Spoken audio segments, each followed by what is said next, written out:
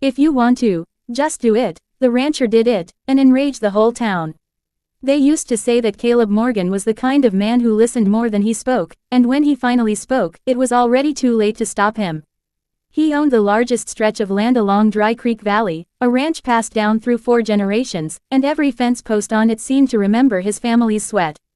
For years, Caleb followed the rules of the town of Red Willow, paid his dues, kept his head down, and lived by an unspoken agreement: don't stir trouble, and trouble won't come looking for you. That agreement shattered the day the council posted the notice. The paper was nailed crookedly outside the general store, flapping in the wind like it was ashamed of itself. Eminent domain, it read in bold black letters. The town would seize a section of land along Dry Creek to build a commercial rail depot. That land happened to be Caleb's best grazing ground, the lifeline of his cattle during the dry months. Compensation would be fair, the notice claimed, though no number was listed. Caleb stood there for a long time, hat low, eyes narrowed.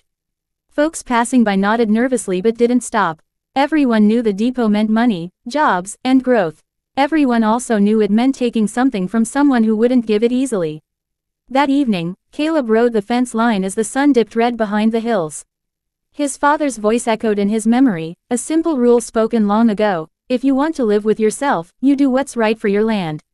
Everything else comes second. Caleb had followed that rule all his life. Now the town was asking him to break it. At the council meeting, the room was packed. Merchants, farmers, even folks who'd never cared about politics showed up. The mayor spoke of progress, of opportunity, of Red Willow finally becoming something more.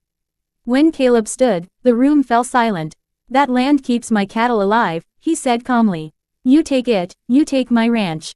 I won't sell. Murmurs rippled through the crowd. Someone shouted that he was selfish. Another said one man shouldn't stand in the way of a whole town's future. Caleb didn't argue. He simply nodded, tipped his hat, and walked out. 3 days later, the bulldozers arrived. They didn't get far. At dawn, Caleb opened the gates that separated his upper pastures from the valley road. Hundreds of cattle poured out, moving like a living river straight into the construction site. They trampled markers, blocked machines, and turned the carefully planned project into chaos. Caleb stood on his horse at the ridge, watching, not smiling, not shouting, just doing. By noon, Red Willow was furious. The mayor called it sabotage. The newspaper called it rebellion. Townsfolk called Caleb worse things to his face than they ever had behind his back.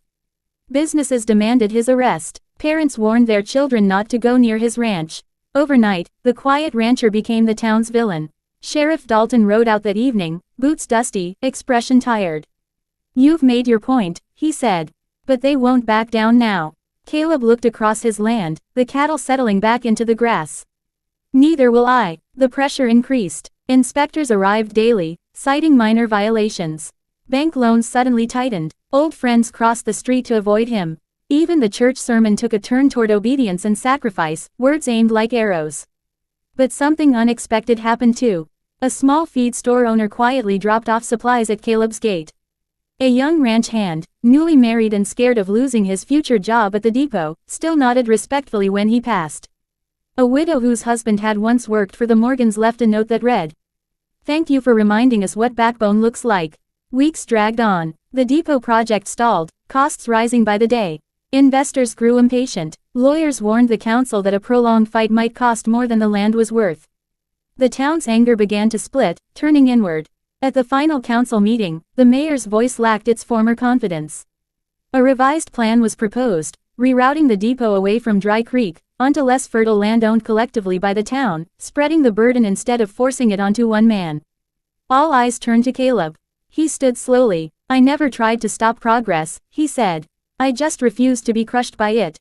The vote passed, narrow but final.